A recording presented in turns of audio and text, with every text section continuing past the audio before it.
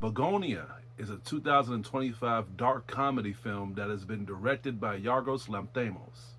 The story follows two conspiracy obsessed men that has kidnapped the CEO of a major company when they become convinced after a long study that she is an alien who wants to destroy Earth. Right again. Greetings. Welcome to the headquarters of the human resistance. Where's my hair? Your hair has been destroyed to prevent you from contacting your ship. What the fuck was this movie? Now, look, I've seen trailers, I have seen footages, and my wife and I was actually invited to a festival event that was teasing this movie in downtown Chicago, and I feel bad now that I didn't see it. But to be on a recovery note, that was the same day that we went to see Die My Love. So it was like a double-edged sword, but damn, if I've seen this shit sooner, I think I'd have been even more traumatically influenced. This movie is a mind-blowing experience. I mean, this movie doesn't hold its punches when it comes to the story, when it comes to the chemistry, when it comes to how everything unfolds, the character development, and just how everything just falls flat into the viewers' eyes of just acknowledging the behaviors of how this project unfolds. I like movies like this. I like movies that doesn't really hold you by the hand. It wants you to look into the depth of these characters and you knowing enough of their motivations. The movie picks up at a very steady pace, and by that happening, we get introduced with two characters that is conspiracy theorists that is working their way up to abduct the CEO. Their roles was amazing. In fact, one of the best I've seen Jesse Plemons do in a very long while. He's a good actor, but movies like this needs to be into his studies of just his best performances.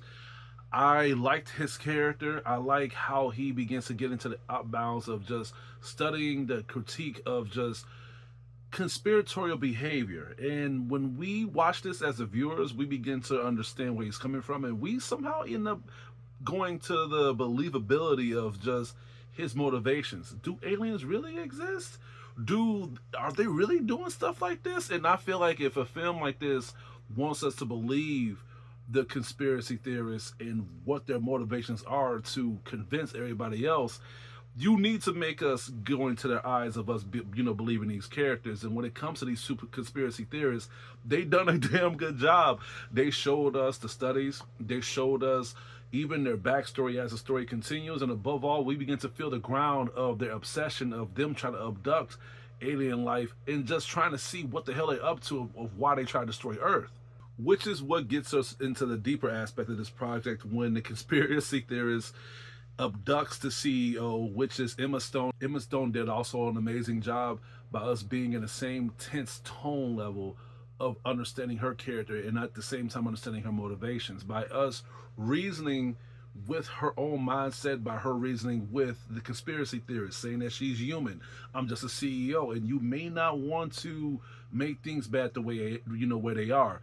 Just let me go. By them doing this, we don't know which side to pick, especially when it came to them trying to argue with each other, when it comes to them negotiating and interrogating each other. And then above all, there was even some scenes of torture involved into this project that really made me feel uncomfortable a couple of times.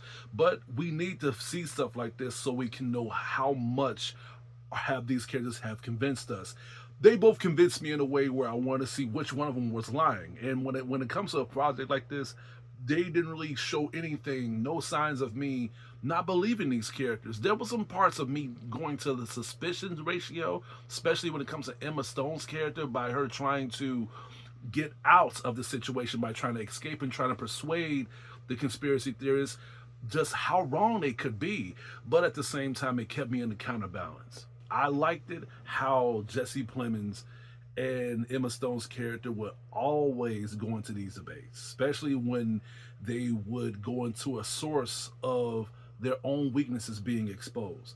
By Emma Stone being very smart and witty, she would easily break Jesse Plemons' character by knowing his weakness. And by Jesse Plemons being a man, and by him having her tied up, he can always persuade her to just stop talking and just be quiet, otherwise I will hurt you. But there will be times where they would have big arguments to the point where it would lead to violence. And that part in the dinner table, I think one of the best acting I've ever fucking seen. It was tense, it was dark, it got me synced in, and above all, it made me like rewind that scene so much. I have not been this tense on a dialogue scene since I've seen Joker with Walking Phoenix. The first one, not Valia Duh. Okay, the first one when they was just talking by the end of the film in a talk show with Robert De Niro, and you really feel the tension building up. That's how I really felt at that dinner table scene. If y'all haven't seen that part or haven't seen the movie, y'all know what I'm talking about once y'all see this project. Knowing enough pacing with these characters and knowing enough suspense and enough dialogue to keep us going forward, we are getting closer into the ending of this whole movie. Now, I was nervous. I admit I was nervous because by us giving enough grounds for these characters, by them explaining the deep, profound reason of why Jesse Plemons and his character is trying to abduct these aliens, and at the same time knowing Emma Stone's, vision of what she's doing, I wanted to see how everything was going to close off, and I thought it was going to rush it. I thought it was going to be like full CGI. I thought it was going to be like nothing at all and just a rushing edge of just good build up but a bad crash. But no, like the way how this movie ended was beautiful. They explained everything and it ended in a perfect way, and the way how everything was executed was just as perfect. I thought that the pacing, the dialogue, the chemistry, and above all just how all these elemental phases of entertainment and just the tension itself build up to the point where not only did I enjoy the way how this movie ended, but at the same time the twist on top of it is literally the icing on the cake. I was saying oh my god a lot, I was saying damn a lot, I was saying what the fuck a lot, and above all I was just literally being shocked from start to finish throughout the entire project. This movie will keep you on your toes, especially the fucking ending. Overall, Begonia is a movie that if you like suspense, if you like dark comedy, if you like dark drama, if you like some science fiction involved, and above all, if you like conspiratorial films, you should definitely check this film out. And the reason why I'm going into a little bit of a frustration aspect of this project is because I'm surprised no one is talking about this movie. If Jordan Peele and if Alfred Hitchcock was still alive and they teamed up, they would make a project like this hands down. I'm gonna have to give Begonia an A+.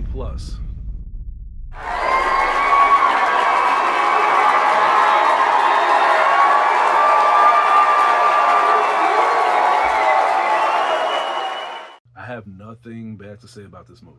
I loved it. I thought the dialogue was good. It didn't drag. I wasn't bored at all.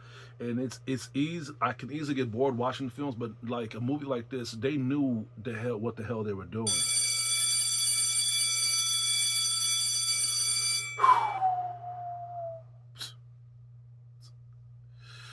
Well, that's all I have to say for today. Please stay tuned for my upcoming reviews and videos headed your way. This is Hugo, your critic teacher, and I hope you all have a good day.